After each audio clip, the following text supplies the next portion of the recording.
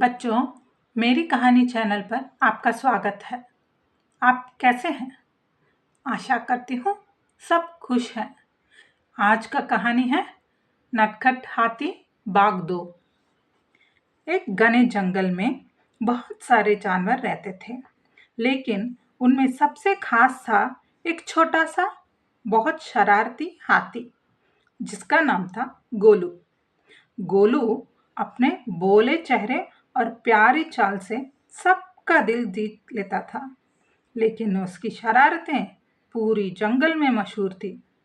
हर जानवर उससे थोड़ा परेशान रहता था, क्योंकि गोलू को मस्ती करने का बहुत शौक था। वह किसी न किसी को चैन से बैठने नहीं देता था और हमेशा मजाक करता रहता था। गोलू का सबसे पसंदीदा काम था नदी में जाकर खेलना और अपनी सूंड में पानी भरकर जानवरों पर छिड़कना। एक दिन गोलू को शरारत सूझी और वह सुबह सुबह नदी पर गया। अपनी सूंड में ढेर सारा पानी भरा और सीधे जंगल में गया। सबसे पहले उसकी नज़र एक हिरन पर पड़ी, जो शांतिपूर्वक घास खा रहा था। गोलू ने धीरे से अपनी सूंड से पानी छिटका और हिरन को गीला कर दिया। बेचारा हिरन चौंक गया और भाग खड़ा हुआ।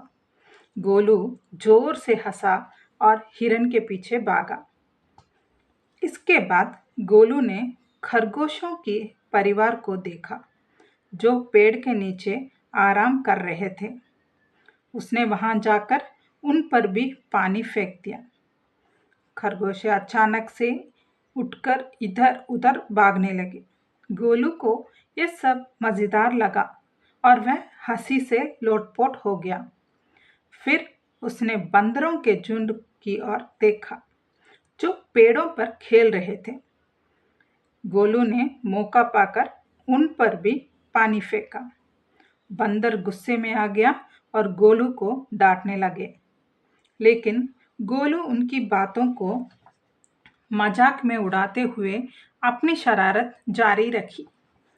जंगल के सारे जानवर अब गोलू से नाराज हो गए थे। उन्होंने गोलू से कहा, तुम्हारी शरारतें अब हद से ज्यादा हो रही है। तुम्हें समझना चाहिए कि हर बात में मजा नहीं होता। लेकिन गोलू को इन बातों की कोई परवाह नहीं थी। वह अपनी मस्ती में मस्त रहता था। कुछ दिनों बाद जंगल में सूखा पड़ गया। नदी का पानी धीरे धीरे कम होने लगा और जानवरों को पानी की कमी महसूस होने लगी। जंगल के सारे तालाब सूखने लगे थे।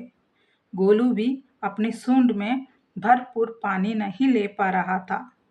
अब उसकी शरारतें बंद हो गई, क्योंकि पानी की कमी के कारण सभी जानवर बहुत परेशान थे। गोलू ने एक दिन जब नदी पर जाकर देखा तो वहां सिर्फ थोड़ी सी पानी बची थी। उसे समझ में आ गया कि वह कितना पानी बर्बाद कर चुका था। अगर वह इतना पानी जानवरों पर फेंक कर बर्बाद नहीं करता तो शायद आज नदी में जानवरों के लिए काफी सारा पानी होता। गोलू को अपने गलती का एहसास हुआ। अब उसने ठान लिया कि वह पानी की बचत करेगा और दूसरों की मदद करेगा। गोलू अब जंगल के उन हिस्सों में जाता जहां पानी की कमी थी और अपनी सूंड में पानी भरकर वहां के जानवरों को पानी पहुंचाता। उसकी नई जिम्मेदारी को देखकर जंगल के सारे जानवर खुश हो गए। अब गोलू ना सिर्फ अपनी शरारतों से सभी को हंसाता, बल्कि सभी को मदद भी करता। उसकी शरारतें जिम्मेदारी में बदल गई और पूरे जंगल का प्यारा बन गया हमारा गोलू। बच्चों, मस्ती करना बुरा नहीं है, लेकिन हमें अपनी जिम्मेदारियों को भी समझना चाहिए। पानी के तरह जीवन में हर चीज की कद्र करना चाहिए।